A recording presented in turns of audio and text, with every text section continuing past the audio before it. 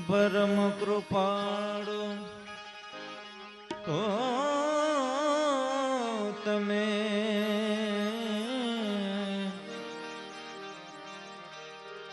શ્રી કૃષ્ણ સર્વદેશ પ્રથમ તમને પ્રણમું નમો વારંવાર હોશી નમો વારંવાર હોશી તો મેં દાઢી મહારાજ કો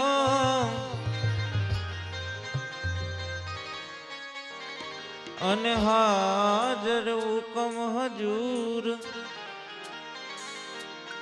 એ ગાયો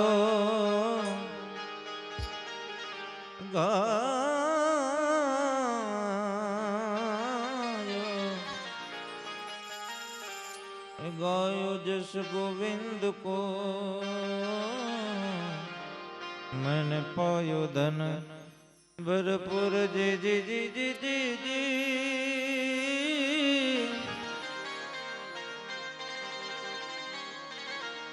है मैंने गायो जस गोविंद को मैंने पायो धन भरपूर हे जीवाला अखंड रोजी हरिना आत्मा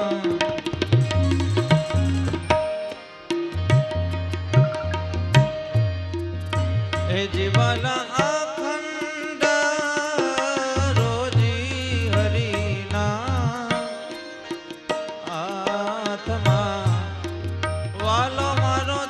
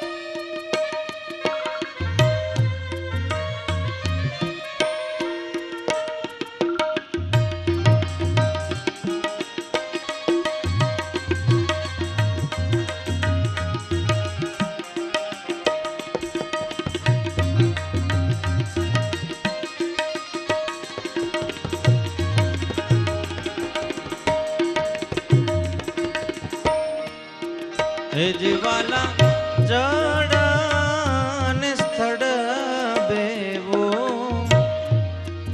अगम छे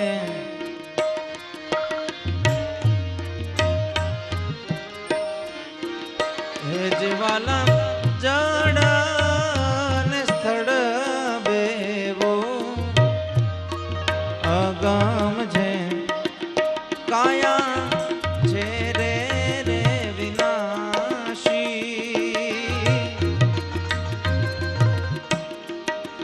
सर्वे ने वालो मारो आप से मानड़ा राखो ने विश्वासी जीवा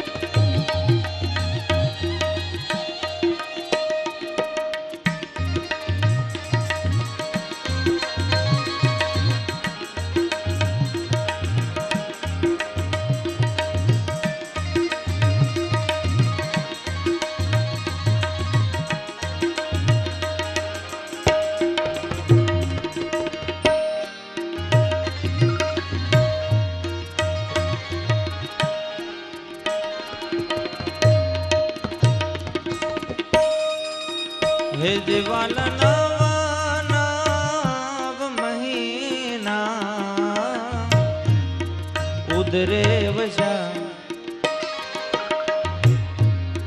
તે દિવાલે જડથી જીવાડ્યા એ જીવાલા નવ મહિના ઉદરે વસા તે દિવાલે જડથી જીવાડ્યા ઉદરે વસા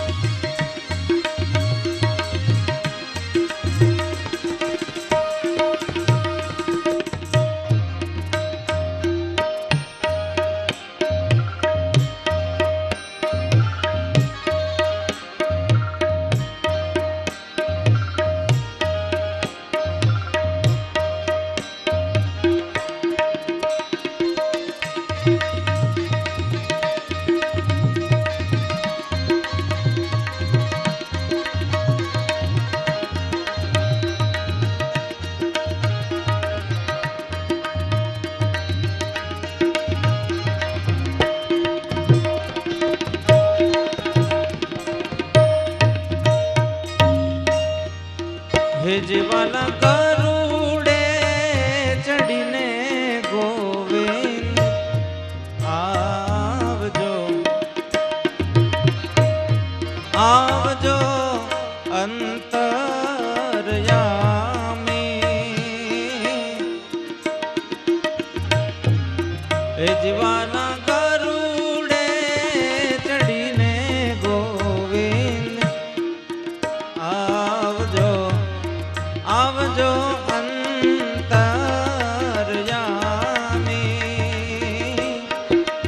ભક્તોના સંકટ સર્વે કાપજો મેતા નરસિંહના સ્વામી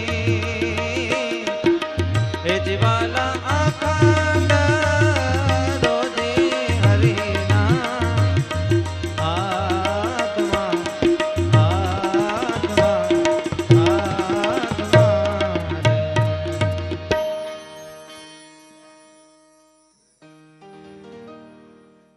શ્રી સ્વામિનારાયણ ભગવાનની જય. અક્ષર પુરુષોત્તમ મહારાજની જય. ગુણાતીતાનંદ સ્વામી મહારાજની જય. સિયાવર રામચંદ્ર ભગવાનની જય. રાધા કૃષ્ણ દેવની જય. દાસજીયા ગોગા મહારાજની જય. ઉમાપતિ મહાદેવની જય. ભગતજી મહારાજની જય. શાસ્ત્રીજી મહારાજની જય. યોગીજી મહારાજની જય. પ્રમુખ સ્વામી મહારાજની જય. महंत स्वामी महाराजनी जय. सूरत अक्षरधाम महोत्सवनी जय. कार्यकर सुवर्ण महोत्सवनी जय. श्री दासजिया गोगा महाराज मंदिर रजत जयंती महोत्सवनी जय. सर्व भाविक भक्तों ने जणावવાનું श्री रामचरित मानस सप्ताहना આજના ચતુર્થ દિને આપણું મન એકાગ્ર થાય, આપણે શાંત મને એક ચિત્તે કથાનું શ્રવણ કરી શકીએ અને એ કથા આપણા જીવમાં ઉતરે એ માટે આપણે વિદગ્ધ વિધિથી પારાયણ વિધિમાં જોડાઈશું. તો જે હરિભક્તનું નામ બોલાય સત્વરે પોતે આગળની સાઈડ પધારશે બહેનોમાં અને ભાઈઓમાં સ્ટેજ પર પધારશે. પટેલ પસીબેન દશરથભાઈ, કૃષિબેન મનોજભાઈ, દિવ્યા મનોજભાઈ, હીરાબેન મફતલાલ, કાંતાબેન ભીખાભાઈ, ભગવતીબેન દશરથલાલ, કપિલાબેન સુરેશભાઈ, શાંતાબેન શશીભાઈ, જ્યોત્સનાબેન ભરતભાઈ, કૈલાસબેન ભરતભાઈ, કૃષ્ણાબેન અરવિંદભાઈ, કંચનબેન ચૌહાણ, કૃષ્ણાબેન નટુભાઈ, કાંતાબેન મણીલાલ, કાંતાબેન ગોવિંદભાઈ, કાંતાબેન રાકેશભાઈ, સીતાબેન ચંદ્રકાંતભાઈ, લીલાબેન કિરીટભાઈ, મીનાબેન હિતેશભાઈ, હસુમતીબેન દિનેશભાઈ, તારાબેન ભરતભાઈ, સેજલબેન દેવેન્દ્રભાઈ, લક્ષ્મીબેન શંકરલાલ, ભાવિકાબેન પિયુષભાઈ, અંબાબેન શિવરામભાઈ, પુષ્પાબેન રાજુભાઈ, ઇન્દુબેન બાબુભાઈ, જ્યોત્સનાબેન ભરતભાઈ, સુરેખાબેન વિપુલભાઈ, વિદ્યાબેન વિષ્ણુભાઈ, જસીબેન સુમાભાઈ, ભગવતીબેન દશરથભાઈ, ભગવતીબેન લક્ષ્મણભાઈ, ચંદ્રિકાબેન દશરથભાઈ, રસિકાબેન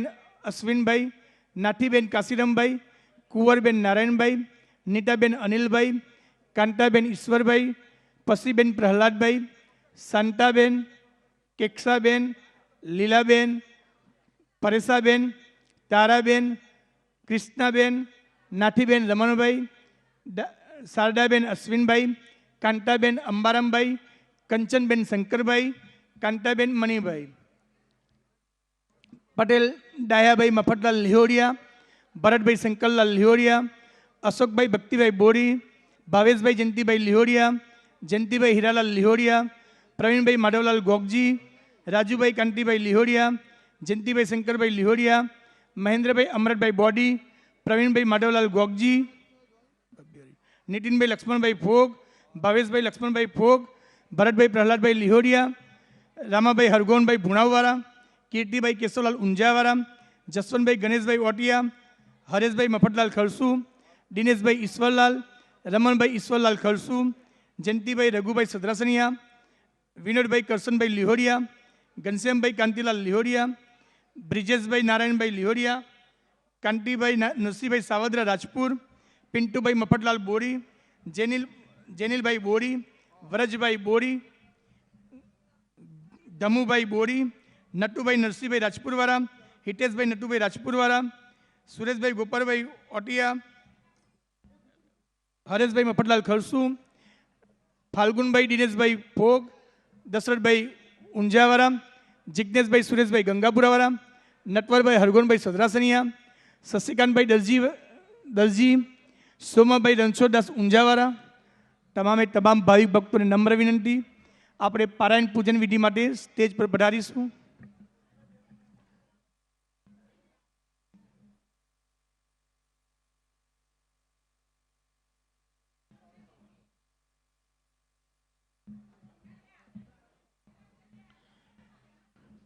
પૂજ્ય ઉત્તમપ્રિય સ્વામીને વિનંતી કરશું, આજના ચતુર્થ દિને આપણને સર્વને પારાયણ પૂજન વિધિ લાભવાની કરશે પૂજ્ય ઉત્તમપ્રિય સ્વામી.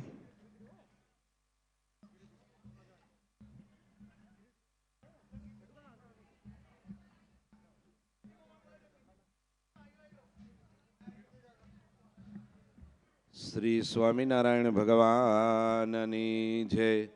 અક્ષર પુરુષોત્તમ મહારાજની જય.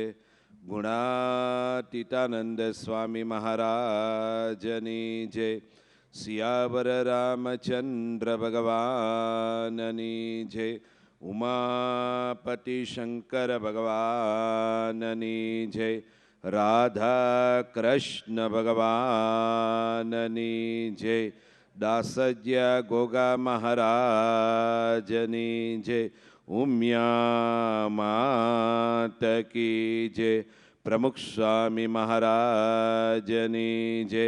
મહંત સ્વામી મહારાજની જય. સુરત અક્ષરધામ મહોત્સવની જય. કાર્યકર સુવર્ણ મહોત્સવની જય. આજે ચતુર્થ દિવસની પારાયણની પૂજન વિધિની અંદર આપણે સૌ જોડાયા છીએ. તો દરેક યજમાનોને વિનંતી કે બે હાથ જોડી આંખો બંધ કરી ભગવાનના નામ સ્મરણની અંદર જોડાઈશું.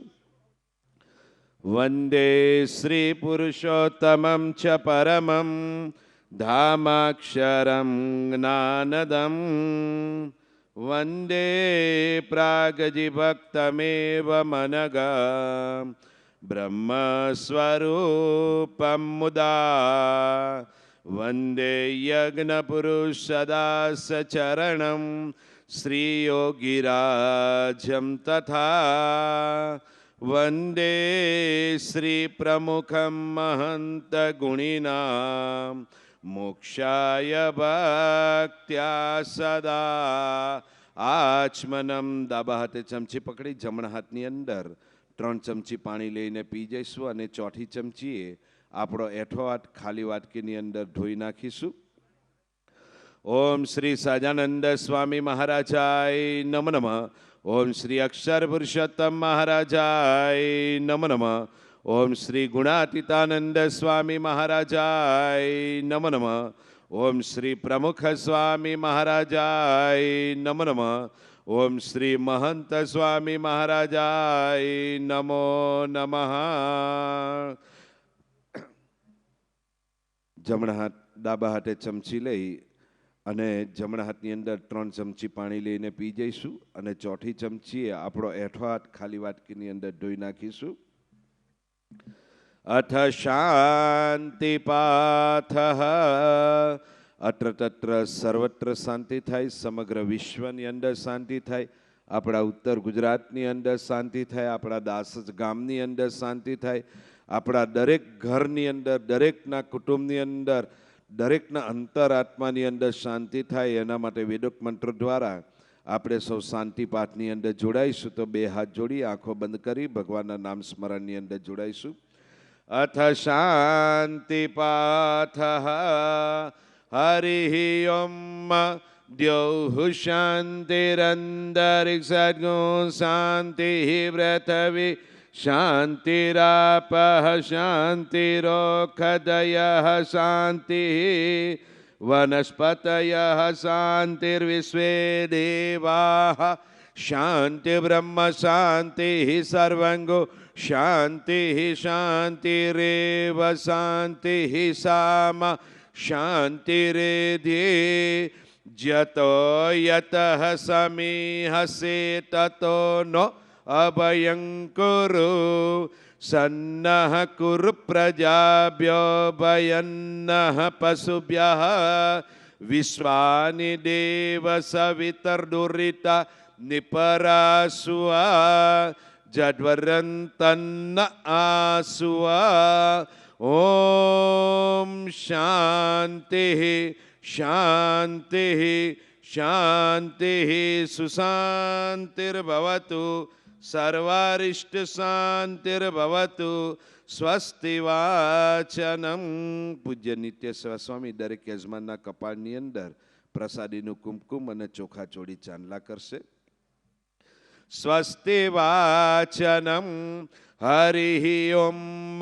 સ્વસ્તિ ન ઇન્દ્ર વૃદ્ધસવાઃ સ્વસ્તિ નઃ પૂષા વિશ્વવેદાઃ સ્વસ્તિ નસ્તારક્ષો અરિષ્ટનેમિઃ સ્વસ્તિ નો બૃહસ્પતિર્દધાતુ ભદ્રં કર્ણેભિઃ શૃણુયામ દેવા ભદ્રં પશ્યેમાક્ષભિર્યજત્રાઃ સ્થિરૈરંગે સ્તુષ્ટુવા ગુસસ્તનોર્વ્યસેમહિ દેવહિતંજદાયુ. કંકણબંધનમ. દરેક યજમાનો એકબીજાની મદદ લઈ જમણા હાથને કાંડે નાડા છડી બાંધી દઈશું. દરેક યજમાનો એકબીજાની મદદ લઈ જમણા હાથને કાંડે નાડા છડી બાંધી દઈશું. કંકણબંધનમ. હરિ ઓમ.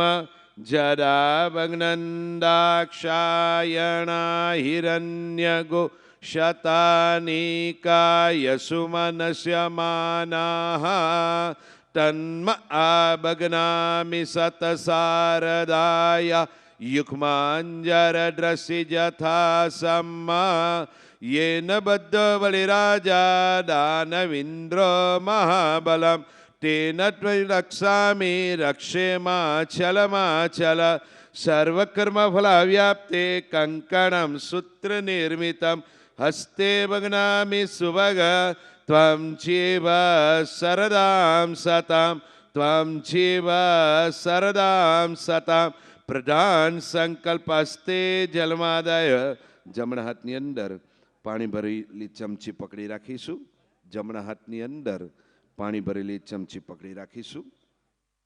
નમ પરમાત્માને શ્રી સ્વામિનારાયણ પુરાણ પુરુષોત્તમાય તચ્છ અદ્ય બ્રહ્મનિત્યે પ્રાર્થે શ્રી શ્વેતવારા કલ્પે સપ્તમે વૈવસ્વંતરે અષ્ટાવિંશ કલિયુગે કલિપ્રથમ ચરણે ભૂલ્લોકે જંબુદ્વીપે ભારતખંડે ભારતવર્ષે આર્યવર્ત અંતર્ગત બ્રહ્મૈક દેશે પુણ્યભૂમૌ ગુજરાત રાજ્ય ઉત્તર ગુજરાતે દાસજ ગ્રામે અસ્મિન શ્રી મહાશુભસ્થાને માસોત્તમે માસે કાર્તિક માસે શુક્લ પક્ષે શુભ પુણ્યો તિથ્યો ચતુર્ધ્યામ તિથો બુધવાસરે સર્વેષુ ગ્રહેષુ યથાથમ રાજસ્થાન સત્સુ ભક્તાનામ નામાની દિયંતે.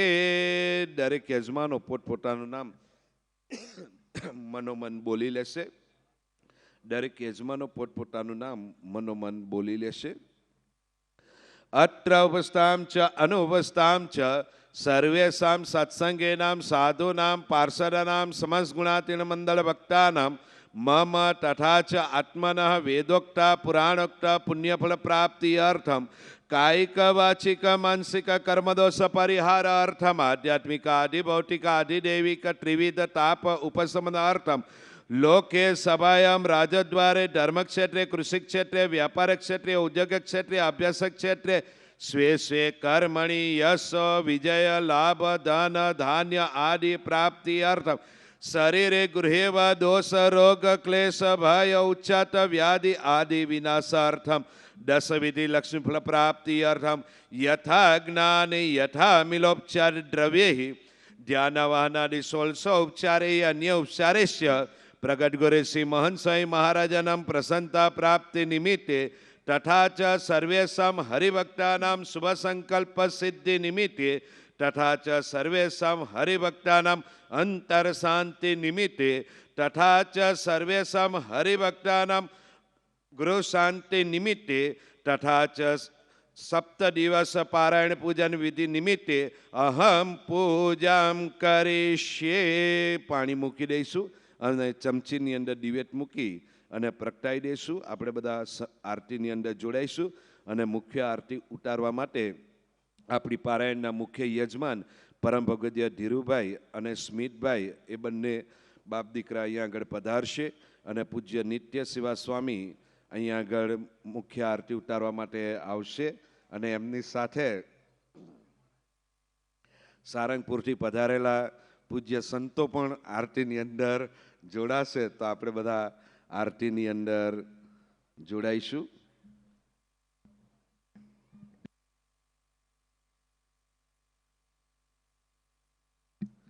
પૂજ્ય નારાયણ કીર્તન સ્વામી અને પૂજ્ય નિત્ય સેવા સ્વામી પરમ ભગવદ્ય ધીરુભાઈ અને સ્મિતભાઈ મુખ્ય આરતી ઉતારવા માટે પધારશે.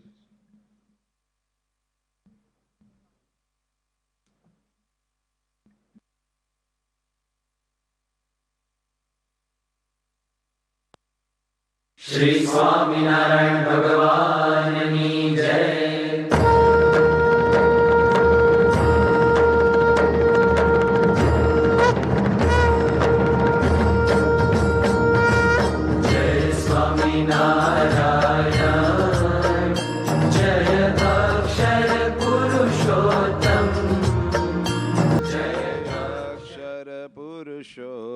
શ્રી સ્વામિનારાયણ ભગવાનની જય. અક્ષર પુરુષોત્તમ મહારાજની જય. ગુણાતીતાનંદ સ્વામી મહારાજની જય. પ્રમુખ સ્વામી મહારાજની જય. મહંત સ્વામી મહારાજની જય. મંત્ર પુષ્પાંજલિ. તમારી થાળીની અંદર પુષ્પ અને ચોખા આપવામાં આવેલા છે એ આપણે જમણા હાથની અંદર લઈ લઈશું અને પ્રથમ લાઈનમાંથી ઊભા થઈ અને પૂજ્ય જ્ઞાનનયન સ્વામીની બાજુમાં ડીશ મૂકવામાં આવેલી છે ભગવાનના ચરણાવીનની અંદર. એ ડીશની અંદર આપણે પુષ્પ અને ચોખા વધાવી અને પછી એમના આશીર્વાદ લઈ સભાની અંદર આપણે આપણું સ્થાન ગ્રહણ કરી લઈશું. શ્રી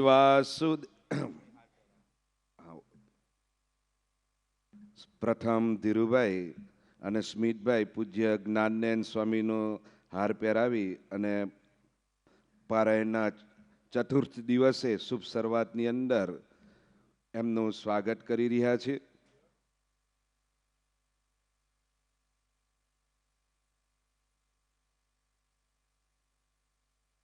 હવે યજમાનોને વિનંતી કે ઠાકોરજીના ચરણાવીની અંદર પુષ્પ અને ચોખા વધાવી અને સભાની અંદર આપણે આપણું સ્થાન ગ્રહણ કરી લઈશું. મંત્ર પુષ્પાંજલિ ચરણ કમલયુગ્મ પંકજે પૂજયિત્વા કનક કુસુમ માલા કંઠદે શિર્પયિત્વા શિરસી વિનિહિતોયમ મંત્ર પુષ્પાંજલિસ્તે હૃદય કમલ મધ્યે દેવહર્ષંતનોતુ હૃદય કમલ મધ્યે દેવહર્ષંતનોતુ. ઓમ સજનંદાય વિદ્મહિ સાક્ષરાય ધીમહિ તન્ન સ્વામી પ્રચોદયાત. ઓમ શ્રી અક્ષર પુરુષોત્તમ ભક્ત મંડળ સહિતાય ઇમમ મંત્ર પુષ્પાંજલિ સમર્પયામી. શ્રી વાસુદેવ વિમલામૃતધામ વાસમ નારાયણમ નરકતારણ નામધેયમ શ્યામં સિતં ત્રિભુજમેવ ચતુર્ભુજં ચ ત્વં ભક્તિધર્મતનયં શરણં પ્રપદ્યે. શિક્ષાર્થમત્ર નિજ ભક્તિમતાં નરાણાં એકાંતધર્મમખિલં પરિશીલયन्तम् અષ્ટાંગયોગકલનશ્ચ મહાવ્રતાની ત્વં ભક્તિધર્મતનયં શરણં પ્રપદ્યે. હવે પ્રવક્તાને આપણે વિનંતી કરીએ કે વિશેષ જાહેરાતની અંદર આપણને બધાને જોડે. તો પ્રવક્તાને આપણે વિનંતી કરીએ કે વિશેષ આપણી પારાયણની ગતિ કરાવે.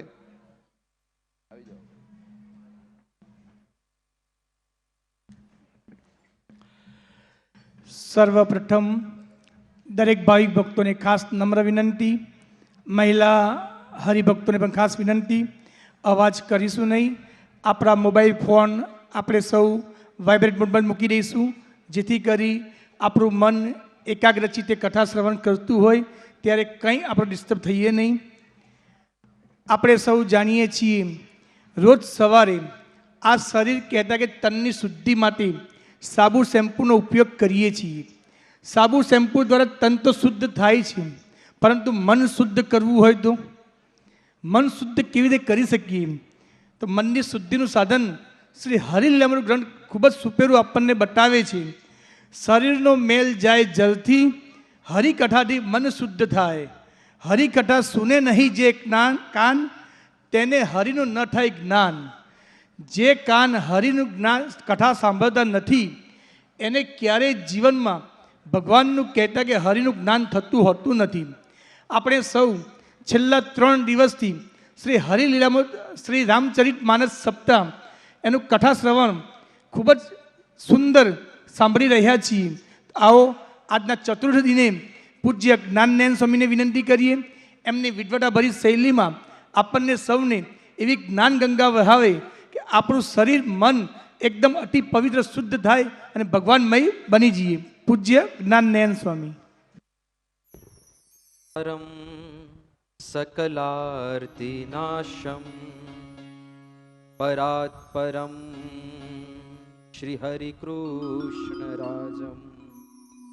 શ્રી શાસ્ત્રી યોગી પ્રમુખાન પ્રણમ્ય બ્રહ્માક્ષરમ કેશવમાનમામિ. હે નાથ મુજને મતિ શુદ્ધ દેજો, હૈયે સદા સેવક ભાવ રહેજો. છો શબ્દ મારા પણ આપ કહેજો, રાજી થઈ અક્ષર ભાવ દેજો. શ્રી ગુરુ ચરણ સરોજ રજ નિજ મન મુકુર સુધાર. બરનઉ રઘુબર બિમલ યશ, જોદાયક ફલચાર. બોલો શ્રી સ્વામિનારાયણ ભગવાન કી જય. અક્ષર પુરુષોત્તમ મહારાજ કી જય. સિયાવર રામચંદ્ર ભગવાન કી જય. ઉમાપતિ શંકર ભગવાન કી જય. શ્રી રાધા કૃષ્ણ ભગવાન કી જય. શ્રી દાસજીયા ગોગા મહારાજ કી જય. ઉમિયા માત કી જય. ગુરુ હરિ શ્રી પ્રમુખ સ્વામી મહારાજ કી જય. પ્રગટ ગુરુ હરિ શ્રી મહંત સ્વામી મહારાજ કી જય.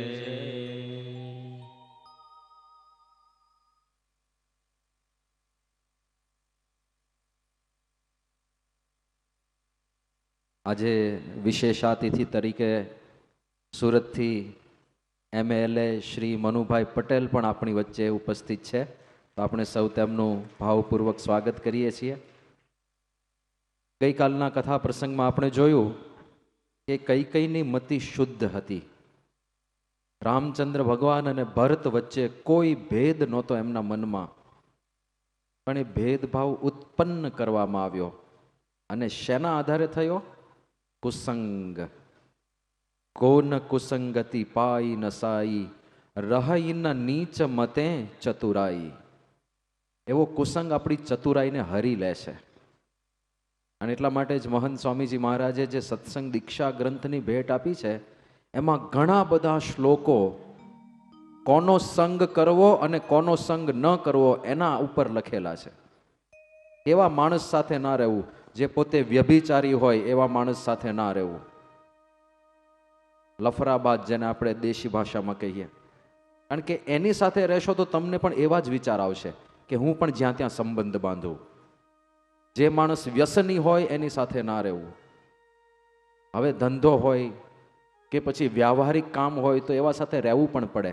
સાવધાન રહેવું કે એના વિચારોની આપણને અસર ના થઈ જાય.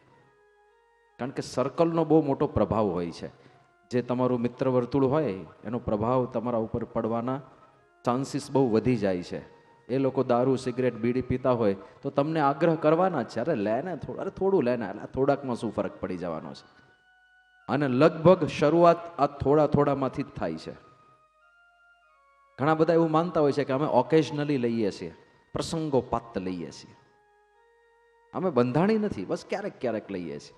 હવે ક્યારેક ક્યારેકમાંથી ક્યારે બંધાણ થઈ જાય એના કંઈ નિર્ધાર નથી હોતા. એટલે એવા સંગનો ત્યાગ કરવો. આધ્યાત્મિક કુસંગની પણ એમણે વાત કરી કે જે પરમાત્માનું ખંડન કરતો હોય, જે એવું કહેતો હોય કે ગુરુઓની કાંઈ જરૂર નથી, ગુરુ વગર પોતાની જાતે તમે બધું જ્ઞાન પ્રાપ્ત કરી લો, તો શાસ્ત્ર વિરુદ્ધ વાતો છે, યાદ રાખજો. કારણ કે આપણા શાસ્ત્રો સ્પષ્ટ કહે છે, ગુરુ બિન જલનિધિ તરઈ ન કોઈ, જો બિરંચી શંકર સમ હોય. અરે બ્રહ્મા અને શિવજી સમાન પણ કોઈક હોય તો પણ ગુરુ બિન જલનિધિ તરઈ ન કોઈ. જે ભગવાનને નિરાકાર કહેતો હોય, ભગવાન સર્વાંગ સાકાર છે, પોતાના ધામની અંદર પણ સાકાર રૂપે વિરાજમાન છે. અને એ વાતો ઉપનિષદોમાં પણ લખેલી છે. પણ ઘણા લોકો એનું ખંડન કરે છે, આકારનું ખંડન કરે. ભગવાન સ્વામિનારાયણે વચનામૃતમાં કહ્યું કે એ તો દ્રોહ થયો કહેવાય ભગવાનનો, કે જેમ કોઈક રાજા સર્વાંગ સંપૂર્ણ હોય અને કોઈક પ્રજાજન એવું કહે કે અમારો રાજા તો નાક કાન વગરનો છે, તો એની શું વલે થાય? લોકશાહીમાં તમે તમારા પ્રધાનમંત્રીને ગાળો દઈ શકો, રાજાશાહીમાં ના ચાલે. રાજાશાહીમાં રાજા પ્રત્યે એક હલકું વેણ કોઈક બોલ્યું તો એ સીધો રાજદ્રોહ કહેવાય અને એની સજા મૃત્યુદંડ આવે સીધી જ. તો કોઈક વ્યક્તિ એવું બોલે કે અમારો રાજા તો કાણિયો છે અને નાક કાન વગરનો છે, સર્વાંગ સંપૂર્ણ રાજા હોય તોય આવું બોલે તો કેટલો મોટો ગુનો કહેવાય. એમ શ્રીજી મહારાજ કે ભગવાન પણ સર્વાંગ સંપૂર્ણ સાકાર મૂર્તિ છે. અને એમણે કહ્યું કે અમે જ્યારથી જન્મ્યા, અરે અમે માતાના ગર્ભમાં નતા આવ્યા એની પહેલાથી ભગવાનનું સ્વરૂપ જોઈ રહ્યા છીએ. એ સંપૂર્ણ સાકાર મૂર્તિ છે, એ કિશોર વયની મૂર્તિ છે, એ મૂર્તિ ઘનશ્યામ છે અને અત્યંત તેજસ્વી મૂર્તિ છે. એ મૂર્તિને ભગવાન સ્વામિનારાયણ કે અમે દેખીએ છીએ. પછી તો એમણે એ જ વાત કરી કે એ જે મૂર્તિ છે એ જ અમે સાક્ષાત છીએ. પણ તમને મનુષ્ય રૂપે માનવું કદાચ અઘરું પડે તો એટલું તો અવશ્ય માનજો કે અમે એ મૂર્તિને નિરંતર દેખીએ છીએ. ભગવાન સર્વાંગ સાકાર છે અને એમાં કોઈક નિરાકાર કહી દે એમને તો પેલા સર્વાંગ સંપૂર્ણ રાજાને તો ખાલી આંખના કાન વગરનો કીધો તોય દ્રોહ કહેવાય. ભગવાનને ખાલી આંખના કાન નહીં, આખું સ્વરૂપ જ ઉડાડી દીધું. ભગવાન મૂર્તિમાન છે જ નહીં તો એ બહુ મોટો દ્રોહ છે ભગવાનનો. ભગવાન સાકાર છે. પછી એક વાત એવી પણ કરી છે મહંત સાંઈ મહારાજે કે જે મૂર્તિ પૂજાનો ખંડક હોય એનું પણ સંગ ના કરવો. એક આપણા સનાતન ધર્મમાં જ એક આખો વિભાગ એવો છે જે મૂર્તિ પૂજાને માનતો જ નથી. એ પથરામાં તો કઈ ભગવાન રહેતા હશે તો ક્યાં છે ભગવાન? તો કે અણુ અણુમાં ભગવાન છે. અણુ અણુમાં છે તો પછી મૂર્તિમાં નહીં હોય? મૂર્તિમાં હોય જ ને, અણુ અણુમાં હોય તો પછી એવું માનીને તો તમે પૂજા કરો, પણ એ નહીં કરે. મૂર્તિ તો માધ્યમ છે, એનું પૂજન કરો એ ભક્તિ સીધી પહોંચે છે ભગવાન સુધી. અને એના પરચા આપેલા છે. ગણેશજી દૂધ પીતા હતા એ પ્રકરણ બધાને યાદ હશે. ખાલી ભારતમાં નહોતું પીધું, આખી દુનિયામાં પીધું હતું, અમેરિકામાં પણ પીધું હતું. અને ઘણા બધા એવો તર્ક આપતા હતા કે આ ગણેશજી દૂધ પીવે છે એ તો માટીની મૂર્તિ હોય ને, એટલે આમ દૂધ રાખો એટલે માટી એ દૂધને ચૂસી લે, એટલે બધાને એવું લાગે કે ગણેશજીએ દૂધ પીધું. એટલે ખાલી માટીની મૂર્તિએ પીધું હતું. ધાતુની મૂર્તિઓ હતી, ચિનાઈ માટીની પણ મૂર્તિઓ હતી. આખી દુનિયામાં ગણેશજીએ દૂધ પીધું એક દિવસ માટે. અને કેવા એ બધા, ત્યારે તો લાઈનો લાગી હતી દૂધ પીવડાવવા માટે. આમાંથી ઘણા બધા ઘરે પોતાના ઘર મંદિરમાં પણ પીવડાવ્યું હશે. તો થતું હતું ને, એમણે જ પરચા પૂર્યા એવું સાબિત કરવા માટે, એવી પ્રતીતિ કરાવવા માટે કે મૂર્તિમાં ભગવાનનો નિવાસ હોય છે.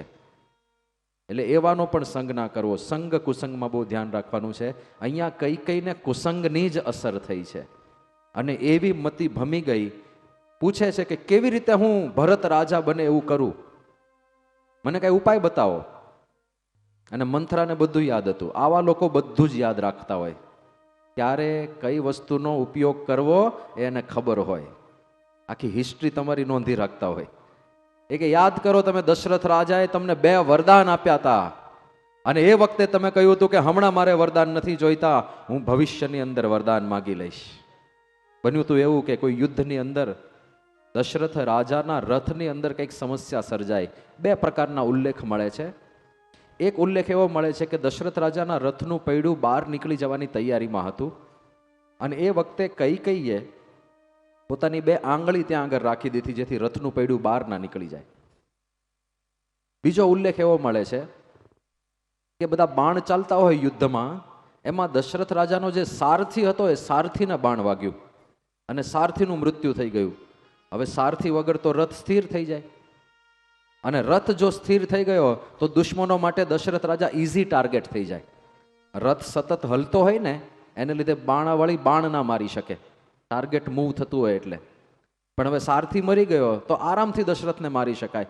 એવા સંજોગોમાં કઈ એકદમ ત્વરાથી ગયા, પેલા સારથીને ત્યાંથી ખસેડો, પોતે લગામ સંભાળી અને દશરથ રાજાના રથને એવી રીતે રણમાંથી કાઢ્યો કે દશરથની રક્ષા થઈ. આવા 2 પ્રકારના ઉલ્લેખ મળે છે.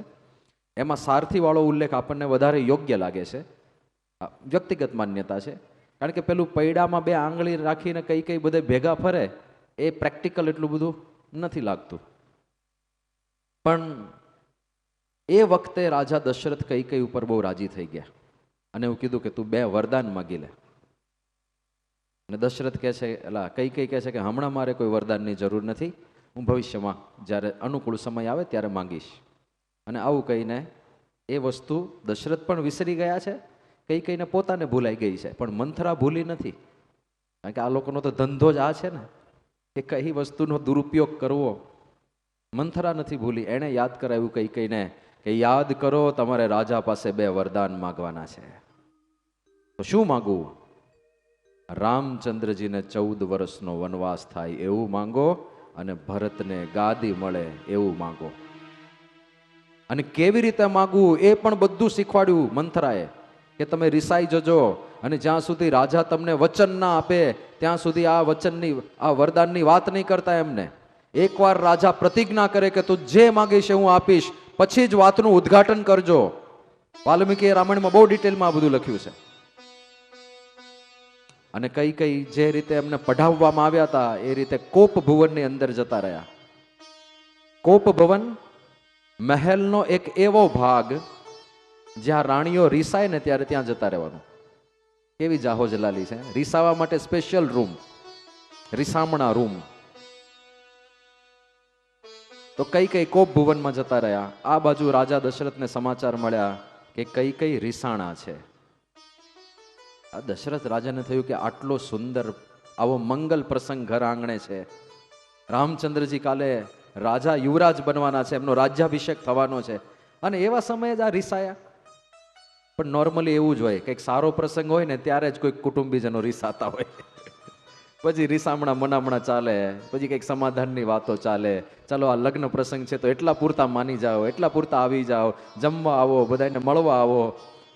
તો લગ્ન પ્રસંગમાં ને એવા બધા પ્રસંગમાં જ કોઈક ને કોઈક રીસાતું જ હોય છે, કોઈકને રીસ ચડી હોય. એટલે દશરથ રાજા કૈકેયીને મનાવવા માટે જાય છે. અને જ્યારે ગયા દશરથ રાજા, કૈકેયી ભોંય તળિયે બેઠા છે, આવા મહારાણી થઈને જમીન ઉપર પડ્યા છે. અને લખે છે તુલસીદાસજી, એ દ્રશ્ય કેવું હતું, જાણે ગુસ્સે થયેલી નાગણ હોય ને એવા કૈકેયી હતા. ડંખ મારવા માટે જાણે તત્પર થયા હોય. દશરથ રાજાએ જોઈ કૈકેયીની હાલત. હવે કૈકેયી દશરથના પ્રિય છે એ આપણે જોયું હતું, કારણ કે યુવાન છે, સ્વરૂપવાન છે. અરે શું થયું? કોઈએ તને કંઈ કહ્યું? 2 વેણ કયા? કોઈ તારું અપમાન કર્યું? તું મને વાત કર. કોઈને કંઈ આપણે સજા કરવાની છે? કોઈને દંડ દેવાનો છે? કે પછી તારે કોઈ વસ્તુ જોઈએ છે? તું જે કે એ હું હાજર કરીશ. ત્યારે કૈકેયી શું કહેશે કે મારે જે વસ્તુ છે, મારે જે વસ્તુ જોઈએ છે એના માટે પહેલા તમારે પ્રતિજ્ઞા કરવી પડશે. અને રાજા દશરથ એ વખતે કૈકેયીને એવું કહે છે કે જો પ્રિયા પ્રાણ સુત સર્બ સુમોરે પરિજન પ્રજા સકલ બસતો રે. હું તને વચન આપીને કહું છું કે મારું જે કાંઈ પણ છે, પ્રિયા પ્રાણ, એ બધું હું તને સમર્પિત કરી દઈશ. તુલસીદાસજીએ સરસ ચોપાઈ લખી છે. પ્રિયા પ્રાણ સુત સરબ સુમોરે પરિજન પ્રજા સકલ બસતો રે. પરિજન પ્રજા સકલ બસતો રે. જો કछु કહો કપટુ કરી તોહી. જો કछु કહો કપટુ કરી તોહી. ભામિની રામ સપથ સત મોહી. ભામિની રામ સપથ સત મોહી. જો કछु કહો કપટુ કરી તોહી. ભામિની રામ સપથ સત મોહી. ભામિની રામ સપથ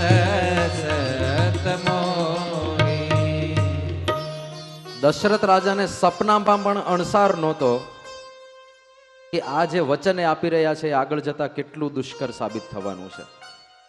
એમણે શું કહ્યું?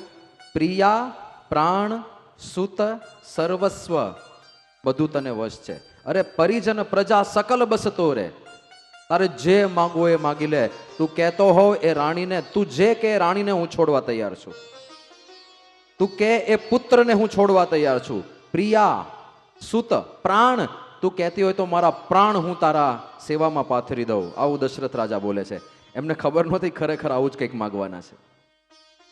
અને પછી આગળના વાક્યમાં જે કહ્યું, દશરથ રાજા એવું કહે છે કે જો કછું કહો કપટું કરી તો હી, અને આજે મેં વાત કરી એમાં જો હું અહીં કપટ કરતો હોઉં, ખોટું બોલતો હોઉં, તો ભામિની રામ શપથ, તો મને રામના સોગંદ છે. રામચંદ્રજીના શપથ લીધા એટલે હવે કઈ કઈને વિશ્વાસ આવી ગયો કે રામના શપથ લઈ લીધા, હવે તો જે માગું એ આપવું જ પડશે. શું જોઈએ છે? માગ માગ, શું જોઈએ છે? અને એ વખતે કઈ પછી વરદાન માગે છે. પણ પહેલા તો એ બે વરદાનને યાદ કરાવે છે કે તમે કેવા છો, વરદાન આપો છો પણ ભૂલી જાઓ છો. કે કેમ? ક્યાં ભૂલી ગયો? કે ત્યાં તમે રણભૂમિમાં મને બે વરદાન આપ્યા હતા, પછી તો તમે ક્યારે યાદ જ ન કર્યું. તમારે આપવા હોત તો તમે યાદ તો કરાવે જ ને કે પેલા માગ્યા નથી, માગ્યા નથી. તો દશરથ કે અમને ખાલી ખોટો દોષ ના આપો. झूठे हूं हम ही दोष जनी दे हूं. अरे અમને ખાલી ખોટો તું દોષ આપે છે. દુઈ કે ચાર માગી મકુલે, બે ના ચાર માગી લે. બે વરદાન, આટલો સમય થઈ ગયો છે એટલે વ્યાજ અને ચક્રવૃદ્ધિ વ્યાજ વધે. અરે બે ના ચાર માગી લે, આપી દીધા. અને જે પ્રખ્યાત પંક્તિ છે રામચરિત માનસની, એ અહીંયા દશરથ કૈકેયીની સામે બોલે છે કે રઘુકુલ રીતિ સદા ચરિયાઈ, પ્રાણ જાહું પરુ વચનું ન જાય. એ અહીંયા બોલે છે કૈકેયીની સામે, કે આ રઘુકુળની રીતિ છે, મારા પ્રાણ જતા રહેશે પણ હું તને વચન આપું છું, તારા બે વરદાન આજે હું તને આપીશ. બોલ શું વરદાન માંગવા છે? અને એ વખતે કૈકેયી હવે સીધો ધડાકો કરે છે, બ્લાસ્ટ એવો ધડાકો કરે છે. શું માંગ્યું? ચોપાઈ દ્વારા જ સાંભળીએ. સુનહુ પ્રાણ પ્રિય ભાવત જીકા, દેહુ એક બર ભરત હી ટીકા.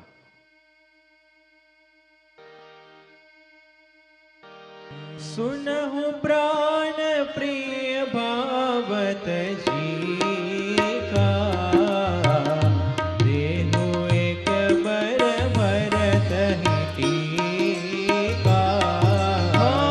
सुनहु प्राण प्रिय भावत जीका, देहु एक बर भरत ही टीका. तापस बेश विशेषी उदासी, हो तापस बेश विशेषी उदासी. 14 बरिस राम बनवासी, 14 बरिस राम बनवासी. સુનહુ પ્રાણ પ્રિય ભાવત જીકા, દેહુ એક બર ભરત હી ટીકા. પહેલું વરદાન માગ્યું કે ભરતનો રાજ્યાભિષેક થાય. અને બીજું વરદાન 14 બરિસ રામ વનવાસી, 14 વર્ષ સુધી રામ વનવાસ કરે. અને આ જેવું વરદાન માગ્યું. રાજા દશરથને એવો આઘાત લાગ્યો છે, લખે છે તુલસીદાસજી કે જાણે તેતર ઉપર બાજ ત્રાટક્યો હોય અને તેતર ઝેર સમસમી જાય, એવી રીતે દશરથ રાજા એમ સમસમી ગયા કે ઓહો રામને વનવાસ, રામને વનવાસ. અને જાણે તાડ ઉપર વીજળી પડી હોય અને તાડનું વૃક્ષ એકદમ વીજળીના ઝટકાથી, આંચકાથી સુકાઈ જાય આખું, એવી રીતે રાજા દશરથ સુકાઈ ગયા છે. વારે વારે કૈકેયીને વિનંતી કરે છે કે આવું વરદાન ના માગ, આવું વરદાન ના માગ, આવું વરદાન ન માગ. તુલસીદાસજીએ લખ્યું છે,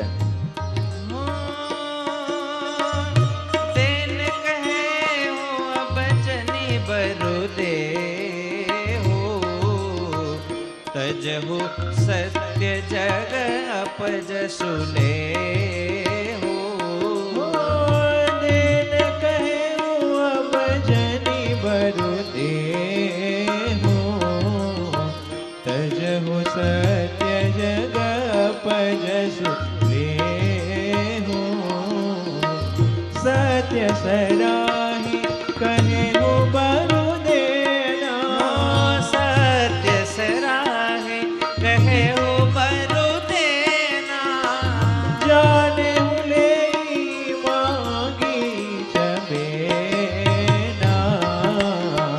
જાને હું લેઈ માગી જબેના જાને હું લેઈ માગી જબેના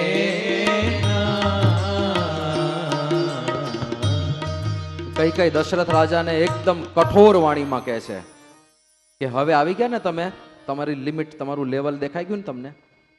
કારણ કે હમણાં તો બહુ ઉછળીને કહેતા હતા કે જે જોઈએ તે માગી લે, મારી પ્રિયા, મારા પ્રાણ, મારા પુત્રો બધું તારા માટે ન્યોછાવર કરી દઈશ. અને હવે શું થયું?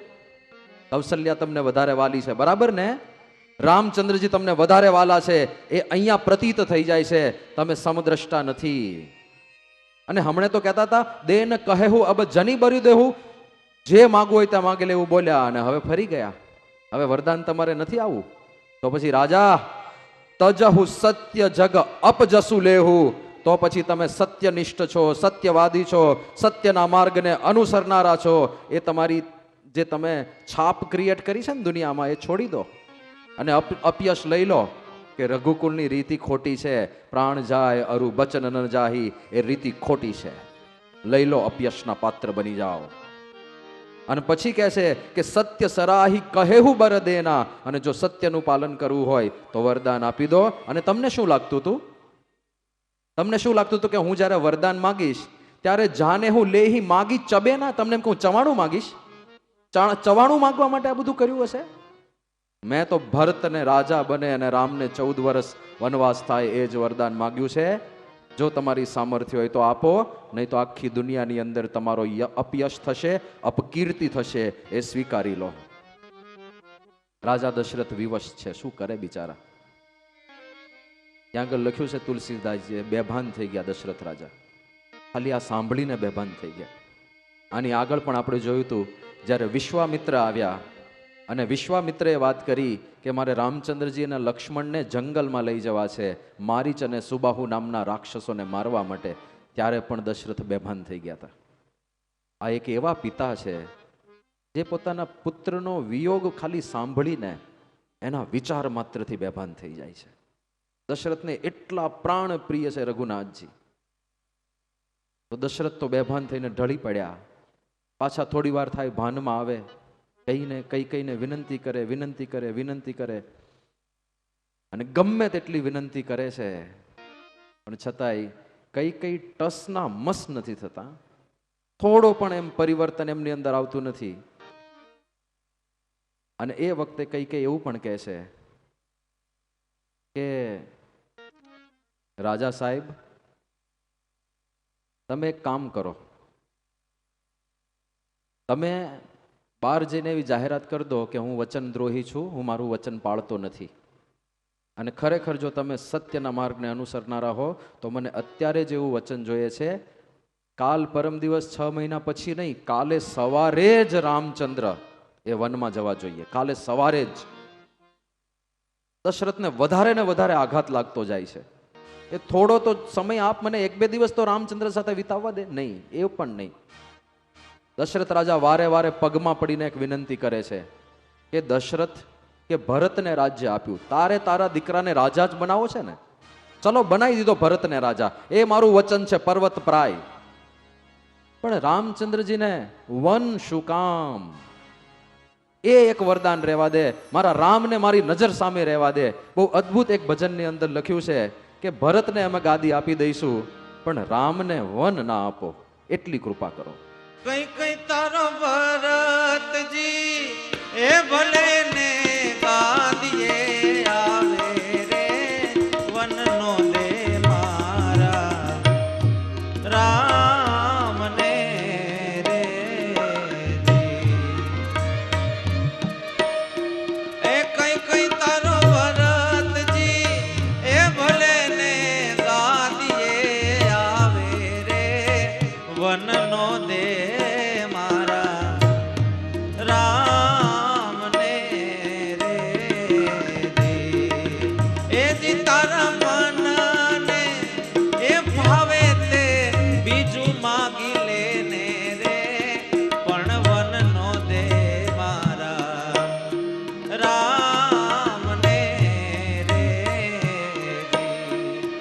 કે તો તને પાયે લાગુ, કે તો પ્રાણ ત્યાગુ રે, કે તો તને પાયે લાગુ, કે તો પ્રાણ ત્યાગુ રે, એ કે તો ભિખારી એ બનીને ભીખ હું તો માંગુ રે, પણ વન નો દે મારા રામને રે દે.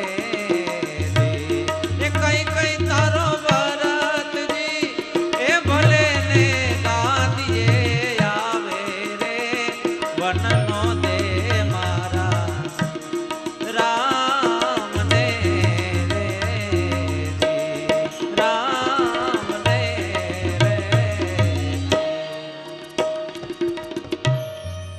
કેવી વિનંતી કરતા હશે રાજા દશરથ, આટલા મોટા સમ્રાટ છે, પણ કઈ કઈ પાસે કહેતો તને પાય લાગુ, તું કહેતી હોય તો તારા પગે પડું છું, અરે કહેતો હું પ્રાણ ત્યાગી દઉં, અરે કહેતી હોય તો હું ભિખારી બનીને ઘરે ઘરે ભીખ માગીશ, પણ મારા રામને તું વનવાસનો વરદાન ના માગ, બીજું જે માગવું હોય તે માગી લે.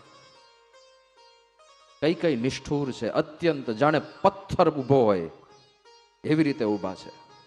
આટલા પણ પીગળતા નથી દશરથની વિનંતીથી. કુસંગનો પ્રભાવ કેવો હશે, કેવા મંથરાના શબ્દો મનમાં પડ્યા હશે, જેને આજની ભાષામાં આપણે બ્રેઇન વોશિંગ કહીએ છીએ ને, બરાબરનું બ્રેઇન વોશિંગ થઈ ગયું છે. અને ટસના મસ થતા નથી કઈ કઈ. આખી રાત દશરથ એમને વિનવે છે. કેવી રીતે વિનવે છે? વિનંતી કરે, પાછા બેભાન થઈ જાય, 10-15 મિનિટ પછી પાછા જાગે, ફરીથી વિનંતી કરે, પગ પકડે, પાછા બેભાન થઈ જાય, પાછા થોડી વારે જાગે, એમ કરતા કરતા આખી રાત વીતી ગઈ. સવાર થઈ, આ બાજુ બહાર કોઈને ખબર નથી કે મહેલમાં શું થઈ ગયું છે. આ વાત હજી દશરથ અને કઈ કઈ વચ્ચે જ છે. બહાર તો બધા રાજ્યાભિષેકની તૈયારીઓ કરવા માંડ્યા છે. અને વર્ણન એવું લખે છે વાલ્મીકી રામાયણમાં કે એટલી બધી ભીડ થઈ ગઈ હતી અયોધ્યાના મહેલની બહાર, લોકોને દર્શન કરવાતા રાજ્યાભિષેકના. તો વશિષ્ઠ મુનિ જ્યારે આવ્યા વિધિ કરાવવા માટે રાજ્યાભિષેકની, દશરથ વશિષ્ઠ મુનિને લોકોને ખસેડી ખસેડીને આવવું પડ્યું. ખસો ખસો ભાઈ, જવા દો, પુરોહિત છે, પુરોહિત છે, એમ કરી કરીને તો વશિષ્ઠજી મહેલની અંદર પ્રવેશ કરે છે. આવીને જોયું બધા તૈયાર છે, રામચંદ્રજી પણ તૈયાર છે. અરે રાજા હજુ કેમ જાગ્યા નથી? સુમંત્ર મુખ્યમંત્રી છે. વશિષ્ઠજી એમને કહે છે કે જાઓ જાઓ, રાજા સાહેબને જગાડીને લઈ આવો જલ્દી. સુમંત્રએ પૂછપરછ કરી, ખબર પડી કે કઈ કઈના મહેલની અંદર દશરથ રાજા છે. સુમંત્ર ત્યાં પહોંચ્યા અને ત્યાં જઈને જે દ્રશ્ય જોયું એમણે, રાજા દશરથ નીચે ભોંય તળિયે પડ્યા છે, બેભાન જેવી અવસ્થા છે, અને કઈ કઈ ત્યાં નિષ્ઠુર થઈને ઊભા છે. ખાલી જોઈને જ એમને ખબર પડી ગઈ કે અમારા પરિવારમાં, આ રાજ પરિવારમાં બહુ મોટી કોઈ સમસ્યા સર્જાવા જઈ રહી છે. કઈ કઈને પૂછ્યું શું થયું છે? એ વખતે કઈ કઈ કહે છે કે તમે રામને મોકલો. રાજા રામને બોલાવે છે. સુમંત્ર માનતા નથી. તમારા કીધે નહીં, હું બોલાવું. જો વફાદાર માણસો કેવા હોય, એ રાજાને વફાદાર હોય. તમારા કીધે હું રામને નહીં બોલાવું. રાજા દશરથ કહેશે તો જ બોલાવીશ. અને એ વખતે દશરથ રાજા તો અત્યંત આઘાત, જાણે હરણને ગોળી વાગી હોય એવી સ્થિતિ છે. કશું વિશેષ નથી બોલી શકતા. રામ રામ રામ રામ આવું બોલે છે. અને એ સાંભળીને સુમંત્રને ખબર પડી ગઈ કે આ તો રામચંદ્રને મોકલવા જ પડશે. બહુ ગંભીર પરિસ્થિતિ લાગે છે. બહાર ગયા સુમંત્રજી, વાત કરી, રામચંદ્રજી તમારા માતા પિતા બંને તમને બોલાવે છે. અને આ બાજુ તો દશરથ રામ રામ રામ 3-4 વખત બોલીને પાછા બેભાન થઈ ગયા. રામચંદ્રજી જ્યારે આવ્યા, એમણે રાજા દશરથને જમીન ઉપર વિવશપણે પડેલા જોયા. અને ત્યાં બાજુમાં પથ્થર દિલ કઈ કઈ ઊભા હતા. અને પ્રભુને જોઈને જ ખબર પડી ગઈ કે કંઈક દુઃખ, મોટું દુઃખ અમારા પરિવારમાં આવ્યું છે. અને આ પરિસ્થિતિ કેવી હતી? અત્યાર સુધીના જીવનમાં પ્રભુ રામચંદ્રજીએ એક પણ વખત દુઃખ જોયું નથી. આ પહેલી દુઃખની ઘટના એ જોઈ રહ્યા છે. એની વાત તુલસીદાસજીએ લખી છે કે કરુણામય મૃદુ રામ સુભાવું પ્રથમ દીખ દુઃખ સુના નકાવું.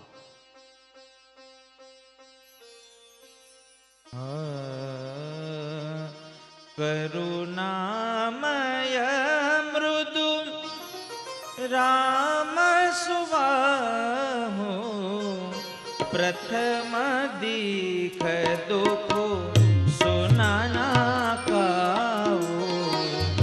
કરુણામય મૃદુ રામ સુવાહુ પ્રથમ દીખ દુઃખ સુનાન કાવો. કદપી ધીર ધરી સમવું વિચારે પૂછી મધુર બચન મહતારે. કદપી ધીર ધરી સમવું વિચારે પૂછી મધુર બચન મહતારે. કરુણામય મૃદુ રામ સુવાવો પ્રથમ દીખ દુઃખ સુના નકાવો. કરુણામય મૃદુ રામ સ્વભાવ. કરુણામય રામચંદ્રજીનો સ્વભાવ છે. અને પ્રથમ દીખ દુઃખ સુના નકાવું. એમણે ક્યારેય દુઃખ જોયું તો નથી, પણ એમના જીવનમાં એમણે આ પ્રકારના કોઈ દુઃખ વિશે ક્યારેય સાંભળ્યું પણ નથી. ખાલી પોઝિટિવ દ્રષ્ટિકોણ જ છે એમનો. એમણે ક્યારેય નકારાત્મકતા વિશે જાણ્યું જ નથી. અને પહેલી વાર દુઃખ આવ્યું છે જીવનમાં, કેવી રીતે હેન્ડલ કરે છે. હવે જોજો, પરિવારના બધા સભ્યો માટે આ ખૂબ જ કષ્ટદાયક દુઃખ હતું, પણ જ્યારે આવું દુઃખ આવે ત્યારે એને કેવી રીતે હેન્ડલ કરવાનું હોય છે, ત્યારે આપણે કયું વલણ રાખવાનું હોય છે, ત્યારે આપણે શું કરવાનું હોય છે, કેવો વિચાર રાખવાનો હોય છે, એ બધું આમાંથી શીખવા મળશે. પહેલું રામચંદ્રજી શું કરે છે? તદપી ધીર ધરી સમવ વિચારી. એમણે જોઈ લીધું કે આ કઠણ સમય છે, અને જ્યારે સમસ્યા આવે ત્યારે પહેલું જ કદમ એ ઉઠાવવાનું હોય છે, તદપી ધીર ધરી. ધીરજ રાખો, ધીરજ રાખો, ધીરજ. અચાનક ઉતાવળમાં કોઈ ખોટો નિર્ણય ના લઈ લો. ધીરજ રાખો, બધી વાતના રસ્તા નીકળશે. કોઈ પણ સમસ્યાનો હલ આવશે. ભગવાનને પ્રાર્થના કરશો તો કોઈ અજાણ્યો માણસ આવીને તમને મદદ કરી જશે, તમને ખબર પણ નહીં પડે. પણ ઉતાવળમાં કોઈ ખોટું પગલું ના ભરો. તદપી ધીર ધરી સમવ વિચારી. અને પૂછી મધુર બચન મહતારી. એકદમ મધુર વચનોથી માતાને પૂછે છે કે માતા, શું સમસ્યા થઈ છે? કેમ પિતાજી આવી રીતે બેભાન થઈને પડ્યા છે? કેમ એમના ચહેરા ઉપરનું નૂર ઉડી ગયું છે? કેમ એમનો ચહેરો આટલો દુખી દેખાય છે? શું સમસ્યા આવી છે આપણા પરિવારમાં? અને એ વખતે કઈ કહે છે કે સમસ્યા એ છે કે તમારા પિતાને તમે વધારે પડતા વાલા છો. તમારા પિતા તમારો મોહ છોડી શકતા નથી. કેમ માતા આવું બોલો છો? કે મેં તારા પિતા માટે રણભૂમિની અંદર જે કર્યું હતું એના બદલામાં એમણે મને 2 વરદાન આપવાનું કહ્યું હતું.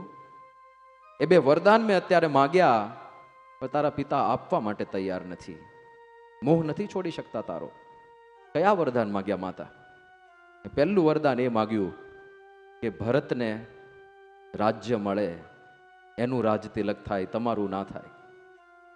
અને બીજું વરદાન મેં એ માગ્યું કે તમારે 14 વર્ષ સુધી વનવાસ કરવાનો, તપસ્વી વેશે વનવાસ કરવાનો, વૈરાગીનો વેશ ધારણ કરીને વનવાસ કરવાનો. પણ દશરથ રાજાને એટલો બધો પ્રેમ છે તમારામાં કે નથી છોડી શકતા તમારો મોહ. બસ આ જ સમસ્યા છે. એટલે આ રીતે આઘાત લગાડીને એ બેભાન થઈને પડ્યા છે. હવે પોતાનો પતિ બેભાન થઈને પડ્યો હોય અને કોઈ પત્ની આવી વાતો કરે, કેવી નિષ્ઠુરતા છે હૃદયમાં. અને હવે સામે રામચંદ્રજીનો પહેલો જ પ્રતિસાદ શું છે, એમનો પહેલો પ્રતિભાવ શું છે, આ હલાવી નાખે એવા વચનો છે. આ જો આપણા અંતરમાં સિદ્ધ થઈ ગયું ને, જીવનનું કોઈ દુઃખ આપણને અડી ના શકે. રામચંદ્રજીનો પહેલો પ્રતિસાદ લખે છે તુલસીદાસજી કે મન મુસ્કાઈ ભાનુકુલ ભાનુ રામ સહજ આનંદ નિધાનો. હો મન મુસ્કાય બાનો કુલવાનો રામ સહજ આનંદ નિદાનો રામ સિયા રામ જય જય રામ રામ સિયા રામ જય જય રામ. હો બોલે બચન વિગત સબ દૂષણ મૃદુ મંજુલ જનુ બાગ વિભૂષણ રામ સિયા રામ જય જય રામ રામ સિયા રામ જય જય રામ. મન મુસ્કાય ભાનુકુલ ભાનુ. આ કેવું કહેવાય? સમાચાર કેવા છે અને પ્રતિભાવ કેવો છે? એવા સમાચાર મળ્યા કે તમારે 14 વર્ષ વનમાં જવાનું છે અને તમારે રાજ્ય નથી કરવાનું, રાજા તમારો ભાઈ ભરત બનશે. અને એ વખતે કોઈ હસી શકે આવા સમાચારમાં? મન મુસ્કાય ભાનુકુલ ભાનુ એવું કોણ કરી શકે? બે જ વ્યક્તિઓ. એક તો ગાંડો હોય જેને ખબર ના પડતી હોય, અને બીજો જે જ્ઞાનના પાર પામીને બેઠો હોય એ વ્યક્તિ આવા સંજોગોમાં હસી શકે. કેવી પરિસ્થિતિ સર્જાઈ છે? જીવનમાં 180 ડિગ્રી ચેન્જ આવી ગયો. રાજા બનવાનું હતું, રાજ્યાભિષેક થવાનો હતો, સમ્રાટ આખી પ્રજાના અધિપતિ બનવાના હતા, મંત્રીમંડળ સમસ્ત રાજ્ય ઉપર એમનો અધિકાર આવવાનો હતો. અધિકારની સાથે સાથે માન મોટપ આવે, લોકો બધા નમસ્કાર કરે, લોકો પગમાં પડે, એ પણ આવવાનું હતું. સુવિધા તો ઓલરેડી હતી જ, રાજમહેલમાં રહેવાનું છે. સુવા માટે રેશમના ગાદી તકિયા અને પલંગ છે, ખાવા માટે 56 ભોગ છે, પહેરવા માટે જરિયાન વસ્ત્રો અને ભાત ભાતના ઘરેણાઓ છે, ફરવા માટે સારામાં સારા રથ અને ઘોડાઓ છે, સેવા કરવા માટે દાસ દાસીઓ સેવક સેવિકાઓ છે. અરે પાણી માગે ને દૂધ મળે એવી પરિસ્થિતિ છે. એ છોડીને સીધું જંગલમાં જવાનું છે. સાંજે ક્યાં રહીશું ખબર નથી, રહેવા માટે જગ્યા મળશે, ઝૂંપડું હશે કે નહીં હોય ખબર નથી. 56 ભોગ જમતા હતા રાજમહેલમાં, જંગલમાં શું ખાશું ખબર નથી, કોણ ખાવાનું આપશે ખબર નથી. સેવક સેવિકાઓ દાસ દાસીઓ બધું કામ કરે છે, જંગલમાં બધું કામ જાતે કરવાનું થશે. આખું જીવન ક્યાંથી ક્યાં બદલાઈ ગયું. અને એવી વાત થવા છતાં પણ રામચંદ્રજી શું કહે છે? મન મુસ્કાઈ ભાનુકુલ ભાનુ રામ સહજ આનંદ નિદાન. સહજ આનંદ હોય છે પરમાત્માનો. અને એટલા માટે જ રામાનંદ સ્વામીએ જ્યારે ભગવાન સ્વામિનારાયણને દીક્ષા આપી ત્યારે એમનું નામ શું પાડ્યું હતું? સહજાનંદ સ્વામી. સહજ આનંદ યસ્ય સહ, જેમને સહજ આનંદ હોય. રામ સહજાનંદ નિધાનું છે, એમને કોઈ દુખી ના કરી શકે, કારણ કે જ્ઞાન દ્રષ્ટિથી બધું જોતા હોય. દુઃખ એને થાય જેણે જે વસ્તુ પ્રાપ્ત થઈ છે એનો મહિમા ખૂબ જાણી રાખ્યો હોય. એ જ છે, આપણને ખોટી વસ્તુઓ સાથે મમત્વ બંધાઈ ગયું છે અને મમત્વ દુખી કરે છે. જ્યાં જ્યાં મમતા બાંધી હશે એ મમતા આપણને જતે દાડે દુખી કરશે. તમને સમાચાર મળે અત્યારે જ કે ભાઈ તમારી સોસાયટીમાં એક ઘરમાં આગ લાગી છે. હા, આગ તો લાગ્યા કરે, એમાં શું વાત છે, પણ એ પ્લોટ નંબર 176 છે, એટલે એ તો મારું જ ઘર છે, તો રડવા માંડશે. બીજા કોઈ ઘરમાં આગ લાગે કાંઈ પ્રશ્ન નથી, આગ તો લાગે, એવી તો રોજ કેટલી લાગતી હોય છે. મારા ઘરમાં આગ લાગી, મમત્વ, આ મારું ઘર હતું. અત્યારે એક મોબાઈલ હું મંગાવું અને હથોડો લઈને તોડી નાખું મોબાઈલ, તો તમને એમ થાય સ્વામી સરસ ચરિત્ર કર્યું, હા આની ટિકટોક વિડીયો બનાવવા જેવી છે. પણ તમને ખબર પડે કે તમારા જ ખિસ્સામાંથી મોબાઈલ લઈને સ્વામીને આપ્યો હતો, તમારો જ તોડ્યો છે, તો આખું ચહેરા ઉપરનું નૂર ઉતરી જાય. કેમ? એ મોબાઈલમાં મમત્વ હતું, આ મારો છે. તો તમે કદાચ કહેશો કે સ્વામી આ મમત્વનું દુઃખ નથી, ખૂન પસીનાની કમાઈથી એક મોબાઈલ ખરીદ્યો હોય તો એમાં એટલું તો મમત્વ બંધાય કે નહીં? એવું નથી. ચલો તમે તમારી મહેનતથી મોબાઈલ નથી ખરીદ્યો. એક જુદો સિનારીઓ આપણે વિચારીએ. તમારો જન્મદિવસ છે અને તમારા ભાઈબંધે તમને iPhone 16 Pro Max ગિફ્ટ કર્યો. તમે રાત્રે જ એનું સેટઅપ કરી લીધું, સિમ કાર્ડ નાખી દીધું ને મજા આવી ગયા, આટલો સરસ ફોન ભાઈબંધે ગિફ્ટમાં આપ્યો. અને બીજે દિવસે તમે આ પારાયણમાં આવ્યા અને અહીંથી પાછા જતા હો અને રસ્તામાં કંઈક આઈફોન પડી ગયો. ઉતારે પહોંચ્યા ત્યાં ખબર પડી ફોન ક્યાં? અરે ત્યાં તો હતો, અહીંયા આવીને ચેક કર્યું, સોફા ઉપર બધે જોઈ લીધું, અહીંયા પણ નથી. તો રસ્તામાં જ કંઈક પડી ગયો હશે. અરે રે રે રે, ગયો આઈફોન, ગયો આઈફોન, ગયો આઈફોન. દુઃખ થાય કે ના થાય? થાય જ ને. તો પછી એ ક્યાં ખૂન પસીનાની કમાઈ હતી? એ તો તમારા ભાઈબંધે મફતમાં જ આપ્યો તો તમને. તો દુઃખ શેનું છે? મમત્વનું દુઃખ છે. જ્યાં જ્યાં મમતા બાંધી હોય, જે નકારી વસ્તુની વધારે પડતી મહત્તા આપણે સમજી લીધી હોય, એ બધું જ્યારે ગુમાવવાનો વારો આવશે ત્યારે હંમેશા દુઃખ થશે.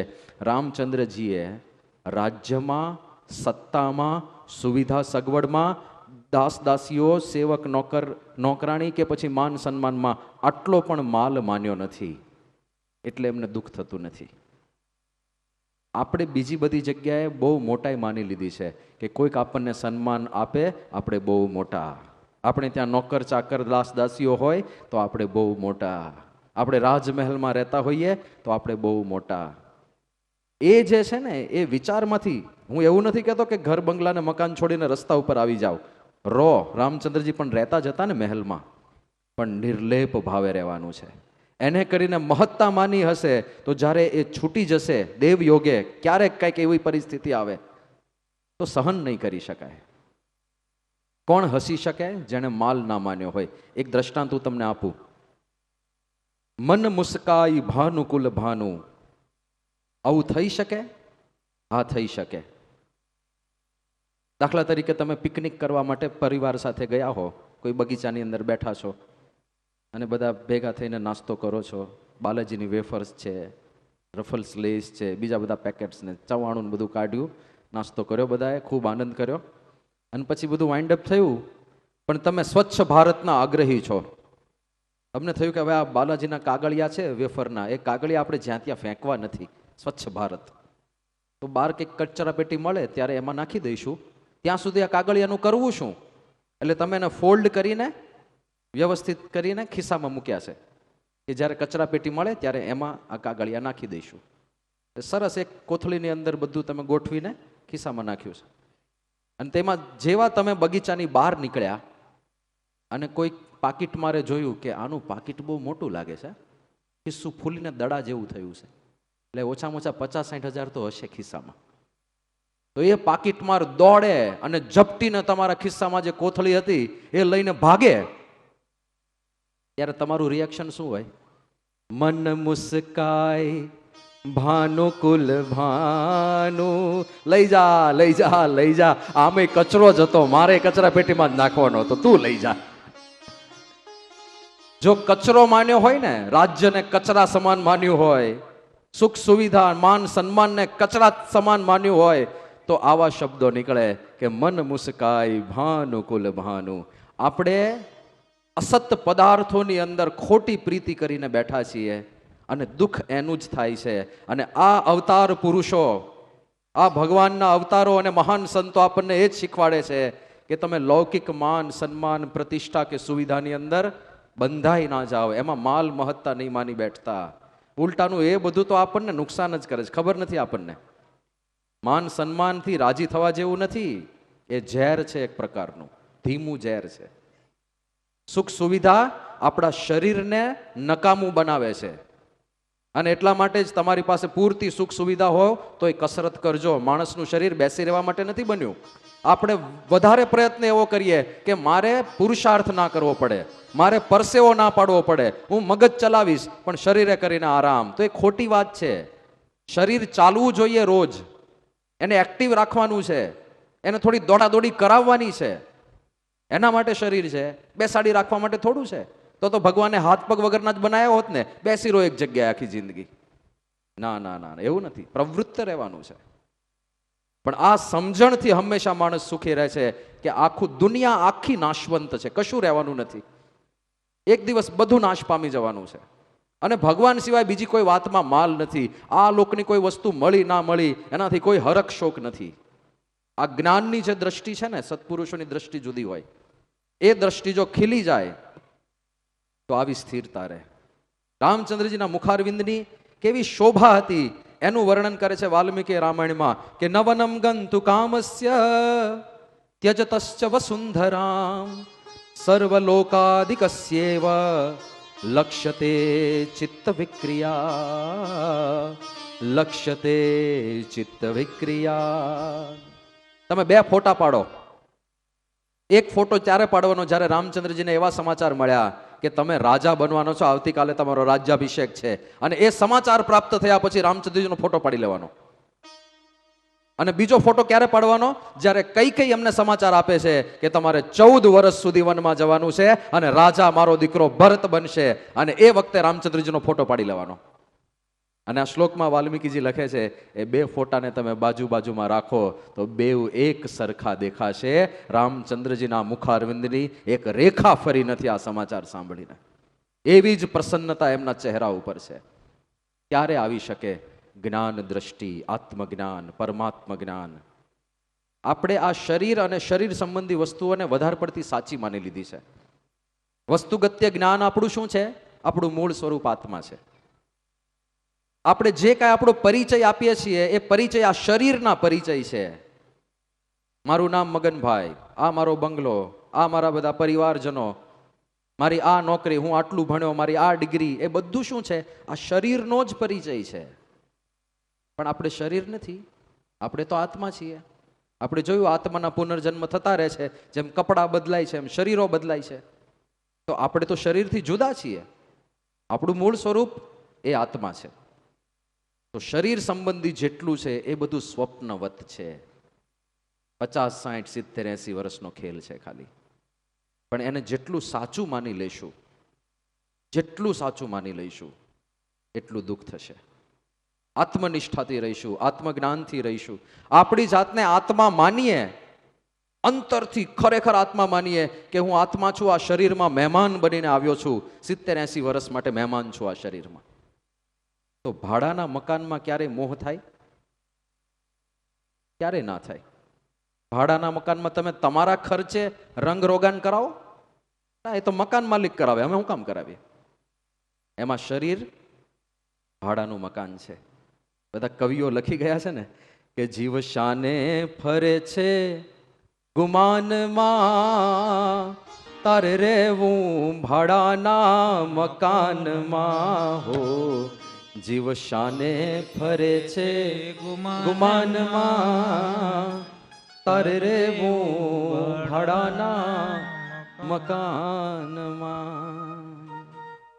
આપણી વચ્ચે જે ધારાસભ્ય શ્રી મનુભાઈ પટેલ પધાર્યા છે, તેઓ શ્રીને અત્યારે આગળના કાર્યક્રમમાં જવાનું છે, એટલે એમનું આપણે સ્વાગત સત્કાર કરી લઈએ, પછી કથાને આપણે આગળ વધારીશું.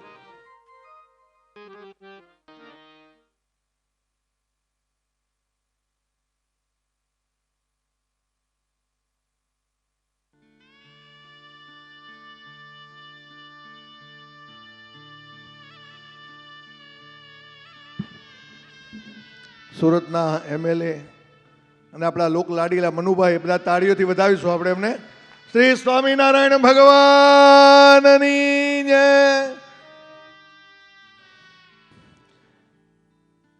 એમના દ્વારા સમાજના સારા કાર્યો થાય અને ખૂબ આગળ વધે એવી આપણે બધા પણ પ્રાર્થના કરીશું. ખૂબ જ સાહસિક, ઉત્સાહી અને સમાજને ઉપયોગી એવા નેતા છે.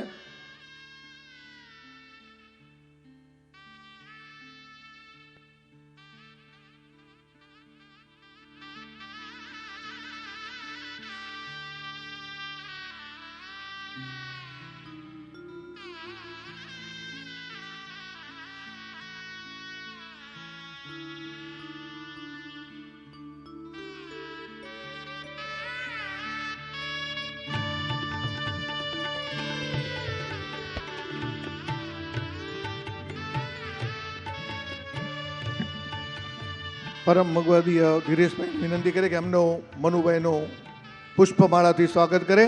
આપણે બધા તાલીઓથી વધાવીશું. ખૂબ ખૂબ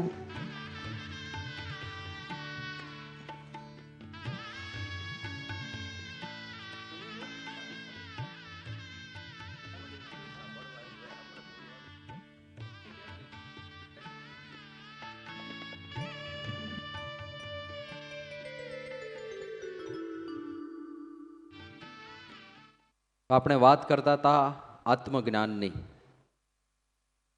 સનાતન ધર્મના જ્ઞાનમાં મૂળ વસ્તુ આ છે કે આપણું મૂળ સ્વરૂપ આત્મા છે અને શરીરમાં આપણે મહેમાન છીએ. આપણે ભાડાના મકાનમાં રહીએ છીએ, પણ એનું ગુમાન ના આવી જાય, એનું અભિમાન ના આવી જાય, એનાથી અલિપ્ત રહેતા શીખવું પડે. ખાલી આ એક જ આત્મજ્ઞાનની સિદ્ધિ થઈ જાય ને, એક વિચાર રહે તો જીવનનું કોઈ દુઃખ અડી ના શકે. દુઃખ શરીરને સાચું માની લીધું છે, શરીર સંબંધી દરેક વસ્તુને પોતાની માની લીધી છે. એ અહમ અને મમત્વના જ દુઃખ છે, અને માયા પણ અહમ અને મમત્વ રૂપી જ છે. એક દ્રષ્ટાંતથી આપણે સમજવા પ્રયત્ન કરીએ કે કેમ આત્મજ્ઞાન થાય તો આપણને કોઈ દુઃખ ના અડી શકે. દાખલા તરીકે, ખરેખર આપણા સ્વરૂપને આપણે જો આત્મા માનીએ તો આખું જીવન એક ડ્રામા જેવું બની જાય, એક નાટક, એક રોલ ભજવી રહ્યા છો તમે. ધીરુભાઈનો રોલ ભજવી રહ્યા છો, મગનભાઈ, મહેશભાઈ, કાંતિભાઈ, સોમાભાઈ, જાત જાતના નામ હશે આપણા બધાના. એક રોલ જ આપણે ભજવી રહ્યા છીએ. હવે આ રોલની અંદર એક જ વ્યક્તિની ભૂમિકા ઘણી બધી હોય. એક રોલ માણસ ભજવે છે, કોઈનો પતિ પણ છે, કોઈનો પિતા પણ છે, કોઈનો મિત્ર પણ છે, કોઈનો ભાઈ પણ છે, કોઈનો સખા પણ છે, પણ એક વ્યક્તિનો રોલ આપણે ભજવીએ છીએ. એ રોલને સાચો માની લીધો તો પ્રશ્ન. હવે ઉદાહરણથી સમજીએ. દાખલા તરીકે એક ડ્રામા ભજવાય છે, આ સ્ટેજ ઉપર જ એક ડ્રામા ભજવાનો છે. એમાં એક વ્યક્તિ ટીપુ સુલતાનનો રોલ કરે છે. મોટો રાજા કહેવાય ટીપુ સુલતાન. ટીપુ સુલતાનની સંવાદમાં એન્ટ્રી થાય હાથી ઉપર બેસીને. એ હાથી જોકે કપડાનો જ બનાવેલો હોય, પણ હાથી ઉપર બેસીને ટીપુ સુલતાનની એન્ટ્રી થાય અને એની સાથે બેકગ્રાઉન્ડમાં જબરજસ્ત મ્યુઝિક વાગાડ. અને આવા મ્યુઝિક સાથે ટીપુ સુલતાનની એન્ટ્રી થાય. બધા સેવકો, સેવિકાઓ, દાસ દાસીઓ બધા વંદન કરતા હોય. જય હો મહારાજા કી જય હો, જય હો. સોને કી છડી રૂપે કી મશાલ, મહારાજાધિરાજ ને ઘણી ખમ્મા, ઘણી ખમ્મા, ઘણી ઘણી ખમ્મા. આવું બધું બોલાતું હોય. પણ એ વખતે પેલો હાથી ઉપર ચડી બેઠો હોય એક્ટર, એને એવું થઈ જાય કે આપણું માન સન્માન છે, બહુ આજે તો સન્માન મળ્યું એવું લાગે એને. એને ખબર છે કે આ ડ્રામા છે, આ નાટક છે, આ બધા એક્ટરો ને કલાકારો છે, આ બધા ભાડુતી માણસો છે. બાકી હમણાં રિસેસ પડશે ને ત્યારે આ લોકો મને ચાનું નથી પૂછતા, એકલા એકલા ચા પી લે છે. આ શેના સેવકો મારા. એને સાચું ના મનાય કે આ તો બધું ડ્રામાનો ભાગ છે, આ કોઈ મને સન્માન નથી આપતા. એ હાથી ઉપર બેઠા બેઠા એને એવું મનાય છે કે હું બહુ મોટો રાજા થઈ ગયો, જો આપણું રાજ્ય, આપણું સામ્રાજ્ય પ્રવર્તે છે. એને લેશ માત્ર એવો અહંકાર નહીં આવે, કારણ કે જાણે છે કે હું એક કલાકાર છું, આ ડ્રામા કરીશ, એની બદલામાં મને 1500 રૂપિયા મળશે, એ હું ઘરે લઈ જઈશ ત્યારે બધાનું પેટ પૂરાશે. બાકી હું રાજા નથી, ઘરે ચોકડી તૂટી ગઈ છે, એ રિપેર કરાવવાના પૈસા નથી. એને મનાઈ નહીં જાય કે હું ટીપુ સુલતાન છું, એક રોલ ભજવું છું, ડ્રામા છે. દાખલા તરીકે ટીપુ સુલતાનની ડ્રામામાં એના ધર્મપત્નીનું મૃત્યુ થાય તો ટીપુ સુલતાને જે ડાયલોગ બોલવા પડે એ બોલવા પડે. પ્રિય, તારા વગર આ જીવન મને સૂનું સૂનું લાગશે, તારા વગર એક એક પળ મને એક એક યુગ જેવી લાગશે. પ્રિય, તારા વગર જીવવું નકામું છે. એ દરેક પળો બધું મને યાદ આવશે. એમ કરીને જો સારો એક્ટર હશે તો ગ્લિસરિંગ વગર આંખોમાંથી આંસુ પાડશે. પણ એ એક્ટરને અંતરમાં દુઃખ થશે, આટલું દુઃખ નહીં થાય. કારણ કે એને ખબર છે એક તો આ મારી પત્ની જ નથી, એ પણ એક રોલ ભજવે છે. બધા રોલ ભજવે છે, આ બધા પોતપોતાના રોલ જ ભજવે છે. એને ખબર છે કે આ મારી પત્ની જ નથી, એ પણ એક રોલ ભજવે છે. બીજું એને એ પણ ખબર છે કે આ મરી પણ નથી, કારણ કે કોઈ મરતું નથી, બધા કપડાં બદલે છે ખાલી, આ મરી પણ નથી. અને ત્રીજું એને એ ખબર છે કે આ મારી જેમ 1500 રૂપિયા વાળી જ છે. અમે બધા ભાડુતી માણસો છીએ. તો બહારથી રડશે કારણ કે એનો રોલ છે, કર્તવ્ય છે, પણ અંતરથી જુદો રહેશે, એને દુઃખ નહીં થાય. હવે માન અપમાનની વાત કરીએ. આપણને કોઈક બે વેણ કહી જાય ને તો આપણને હૃદય સરસા લાગી જાય છે. કોકના વચનો સહન નથી થતા. પણ જો આત્મનિષ્ઠાથી રહીએ, આપણી જાતને આત્મા માનીએ અને જીવનને એક સંવાદ, એક ડ્રામા માની લઈએ તો કોઈના વેણ પણ અડે નહીં. આજ ટીપુ સુલતાનના નાટકમાં એક પ્લોટ એવો હોય કે ટીપુ સુલતાન સિંહાસન ઉપર બેઠા છે અને કોઈક અજ્ઞાની પ્રજાજન આવીને એમનું અપમાન કરે છે. ડિરેક્ટર ટીપુ સુલતાનને બધું સમજાવે છે કે જો એક અજ્ઞાની માણસ આવશે, તમારું અપમાન કરશે, તમને ભયંકર ગાળો દેશે. અને ટીપુ સુલતાનને કહે ભાઈ ભાઈ તમારે શું કરવાનું છે એ સાંભળી લો. કે મારે શું કરવાનું? કે તમારે બેસવાનું નિરાતે, પગ ઉપર પગ ચડાઈને બેસવાનું, અને પેલો ગાળો દેતો હોય ને ત્યારે હસવાનું, બસ હસતા રહેવાનું. અને એની ગાળો પૂરી થઈ જાય ત્યારે તમારે ખાલી એટલું જ બોલવાનું કે બસ આટલું જ કહેવું હતું તમારે, વિશેષ કંઈ કહેવું છે? સારું સારું, બસ આટલું જ બોલવાનું. આવડશે? અરે આવડશે, જબરજસ્ત આવડશે, આવું તો આવડે જ ને. અને ડ્રામા શરૂ થાય.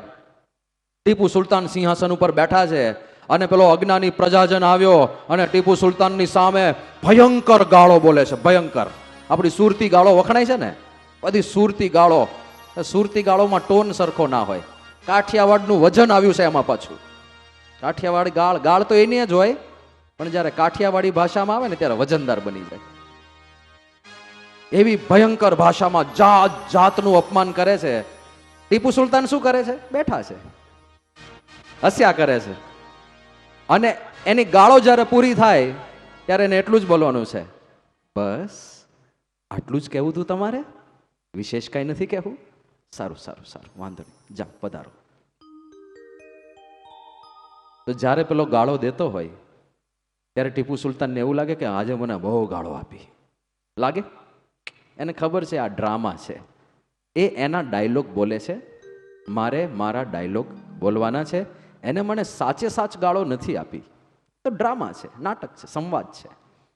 એમ હવે જ્યારે તમારું કોઈ અપમાન કરી જાય અને કોઈક ભૂલમાં તમને ગાળો દઈ દે તો આ જ વિચાર રાખવાનો કે આ એક ડ્રામા છે, એ એના ડાયલોગ બોલી ગયો, મારે મારી રીતે રહેવાનું